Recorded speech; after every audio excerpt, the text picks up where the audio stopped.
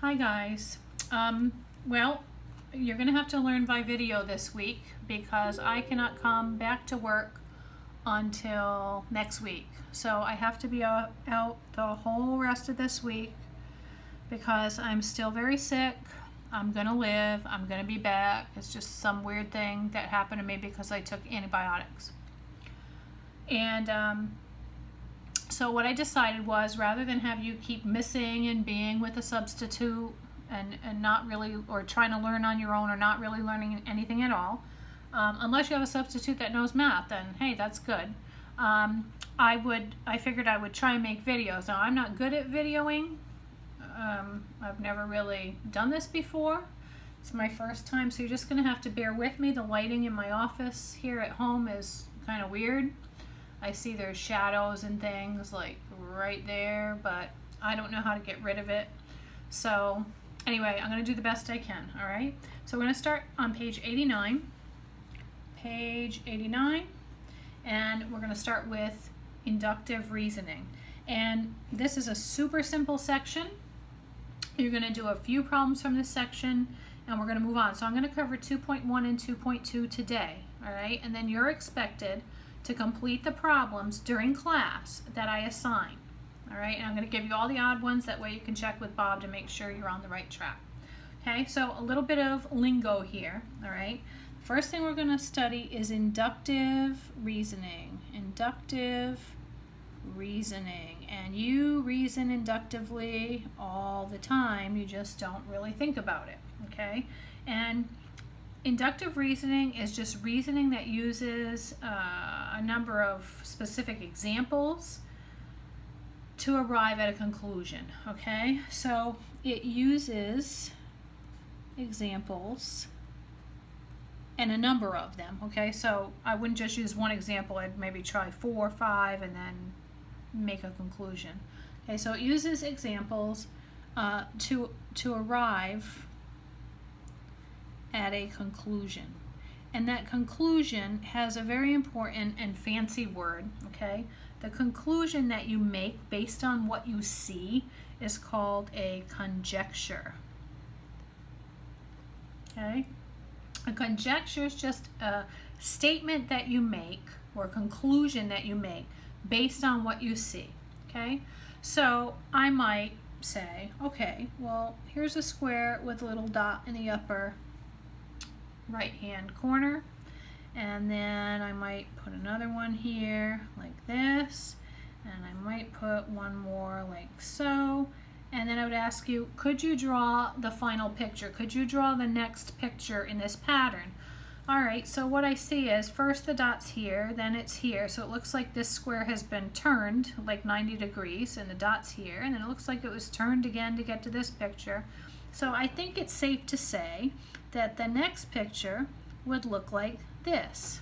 Okay, so I'll put a spot there, meaning that that was the last picture in the sequence. So based on what I saw here, okay, if these three were given to me like in my textbook and I was asked to fill in the blank, what would the next picture look like? It would probably look like this. Could I decide what the next picture would look like? Yeah, it's probably going to go back to where it started, right? And I could go on and on and on. So again, I'm making a conclusion based on what I see, and that conclusion has a fancy word, and it's called a conjecture, okay? Another way we do this is with number sequences. So I could say, 2, 4, 6, 8, what's the next number? And hopefully you would say, well, the next number is 10. Why? Why would you say 10, my precious students? Well, because you're counting in twos, 2, 4, 6, 8, 10. So I conjecture or conclude that the next number should be a 10. Okay? So again, you're looking at a pattern and you're making a conclusion, and that's all a part of inductive reasoning. Got that? Here's another one.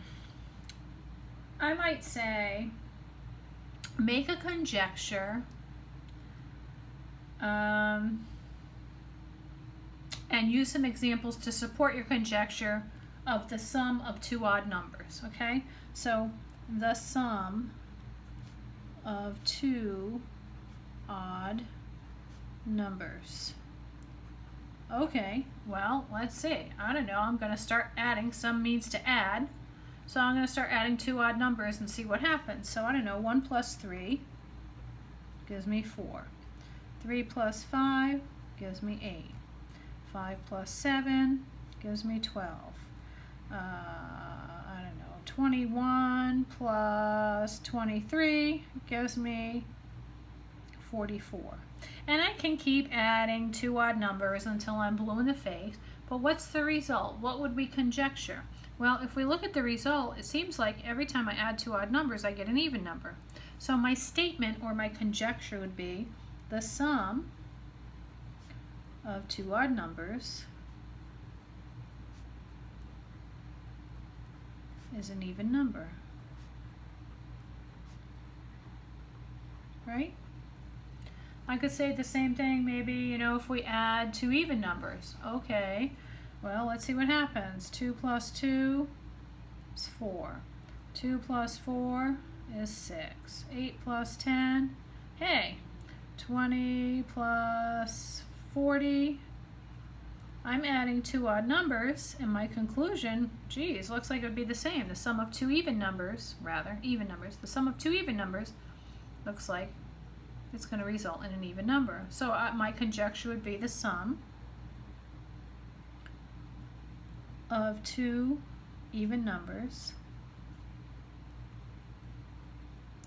is an even number. That's it. So you're either going to be looking at pictures or number sequences or little things like, the sum of two odd numbers. Make a conjecture based on what you see, and you jot down a few examples. You say, just like we did, the sum of two odd numbers is an even number. All right? So what you're going to do is you're going to work on, you're going to start on page, so the classwork for this section, this is it for section 2.1. It's going to be page 93. And you're going to complete the following. You're going to complete 15, 19, 21, 25, and 27. Now, numbers 25 and 27, they're pictures. And so, again, they want you to write a conjecture that describes the pattern. And so you would probably just draw another picture for those two and show where the shading would be. Okay, so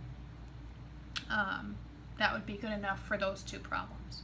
Okay, now we're going to go into section 2.2, which is logic. And logic is a lot of fun. Most students love logic. And the hard part about it, it's not hard, it's just tedious, is that there's many definitions that we need to cover before we actually start doing some logic. Okay, so we're going to start with a statement. What is a statement? Okay, so a statement, by the way, this is page 97 in the book. A statement is a sentence that is either true or false.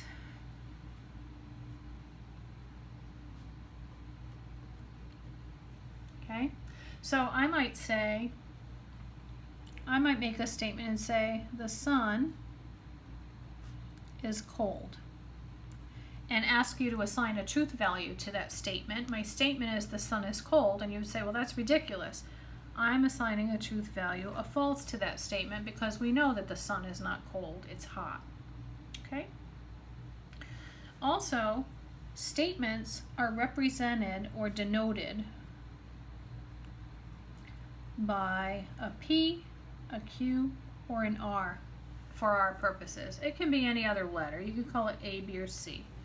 But for our purposes, in math, we use P, Q, and R, so that's how you're going to see it, like on semester exams and on your tests and whatnot. Okay? So, my statement, the sun is cold, I might say, statement P, the sun is cold. Okay? I have a sentence that's either true or false, so it's a statement, and I'm denoting that statement with the letter P.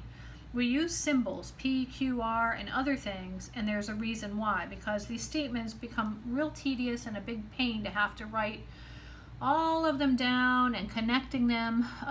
It's just a lot of words, and so in mathematics, that's one of the big reasons why we use symbols, is because we really don't like to write that much, okay? So the next thing is I've got this statement, I've assigned a truth value, it's false, so I assign an F, and it's denoted by the letter P, and I might want to negate that statement. So we have something called a negation, and a negation is denoted by a tilde, and a tilde is just that little squiggly line right there. Okay, it's denoted by a tilde, and it means inserting the word not. So if I want to say, you know, the sun is not cold in symbols, I'm adding the word not to my statement. Well, the original was P, so I'm going to denote it tilde P. Okay? So this means the sun is not cold. If I have a statement that says, I don't know, R, it is not snowing outside, then the negation of that statement would be, it is snowing outside. So I'm either adding the word not, like I did in this example here, okay, or I'm taking out the word not if it's already part of the statement. All right? I could say statement, a circle is square. And you would assign a truth value of what? False, right? Okay, so what if I want to negate that statement? I would say tilde P, a circle is not square. Capiche? Okay. Now, we don't talk in little statements, right? We talk in sentences. So, we've got to bring this up a notch. We've got something called a compound statement. And a compound statement is just two or more statements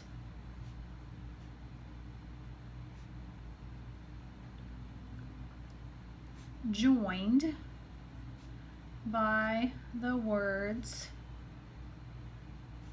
and or the word or.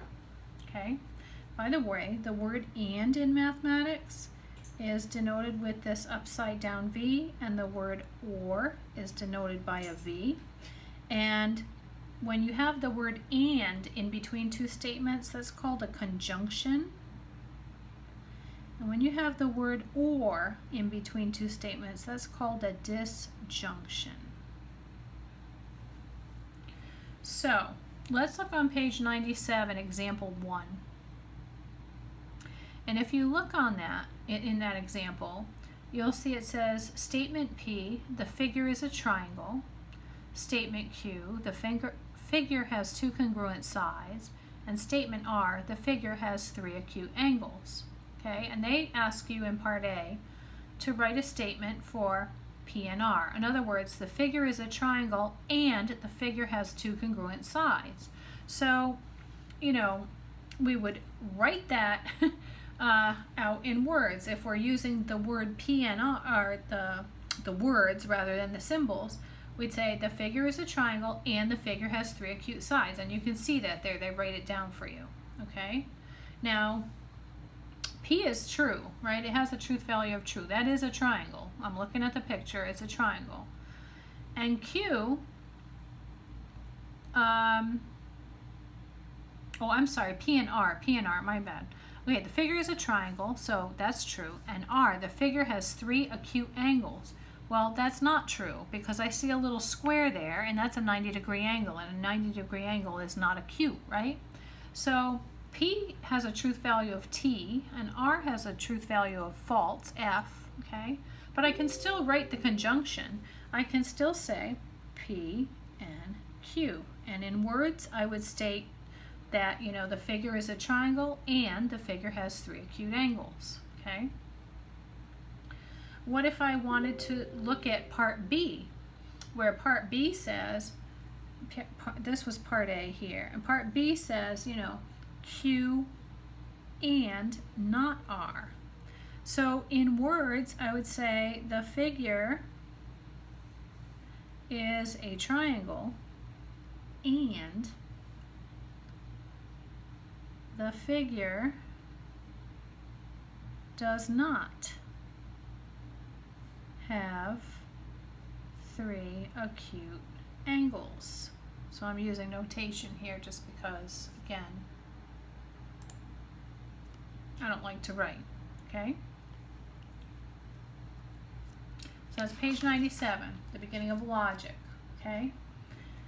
If I want to use a disjunction, meaning that the word or is in between my 2 statements, I might say P, the sun is hot, and Q, it is snowing. Okay, so again, you can make up any silly statement, it doesn't matter. So if I want to say the sun is hot and it is snowing, using symbols, I notice again that the sun is hot is P. The word and is represented by this, we call it a caret, but this upside down V. And it is snowing is represented by Q, so I can say P and Q.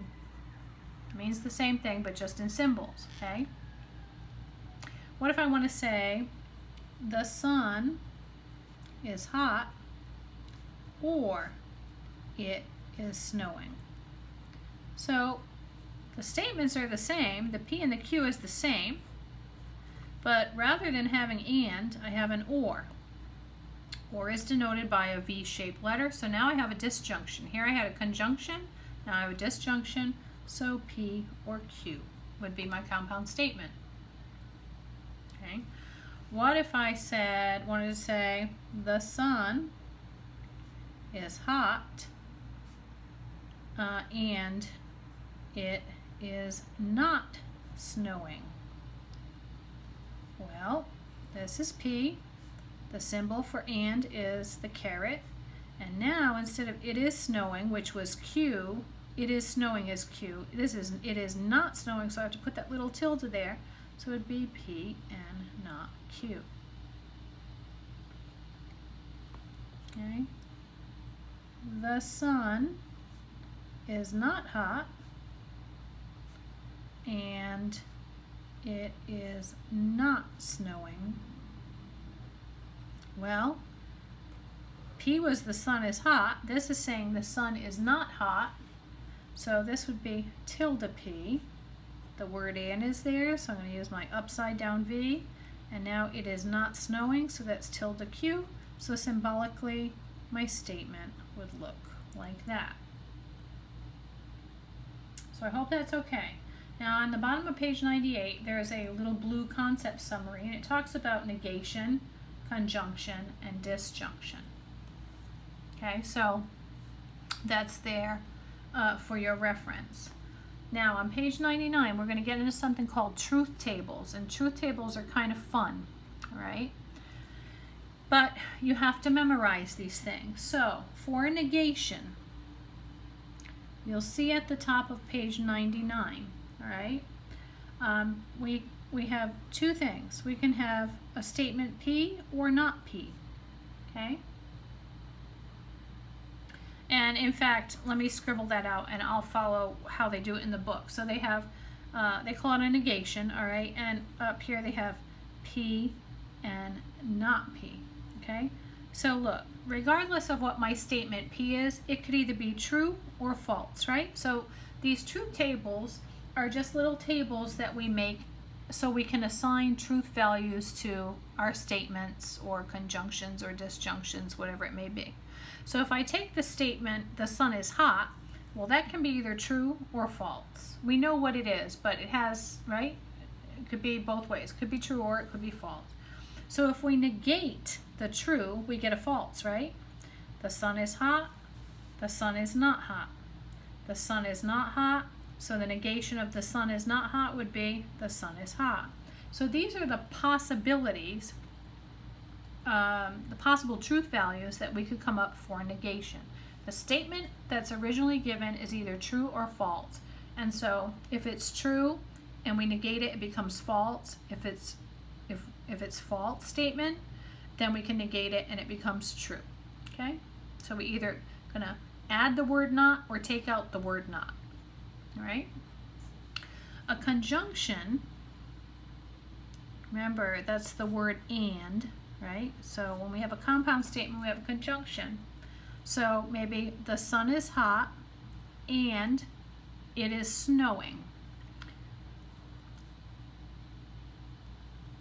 The first statement could be true, the second statement could be true, the first statement could be true, and the second statement could be false. And by the way, let me just do this.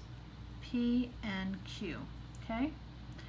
The first statement could be false, and this one could be true, or they could both be false. Okay, I could say like the sun is purple and it is cold, right? The sun is not purple and the sun is not cold, so that would be this situation here where they're both false. So again, it's a silly little example, but it makes sense. Well, the only time a conjunction is true is when both P and Q are true. Okay, so if P is Q and true, if P is true and Q is true, then P and Q is true. All right? Any other one of these combinations results in false. So let me show you an example of a conjunction. So here's a statement P. The moon is blue. Q.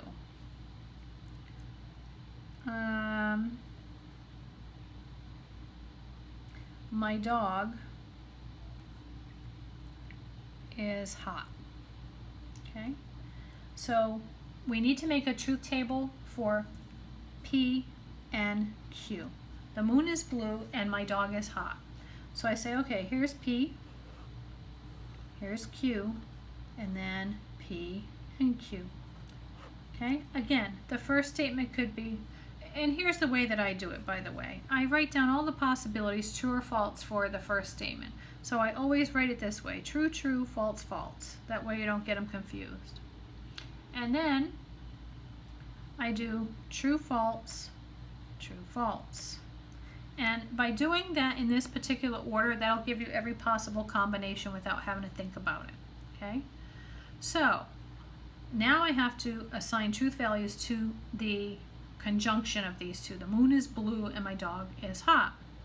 Well, I know that if the moon is blue and my dog is hot, then that conjunction is going to be true. If my dog is blue, if the moon is blue and my dog is not hot, then I know that's going to be false. If the moon is not blue, or if the moon is blue is false and my dog is hot is true, then it's going to be false. And by the way, if they're both false, both of these statements are false, then I'm going to get a false.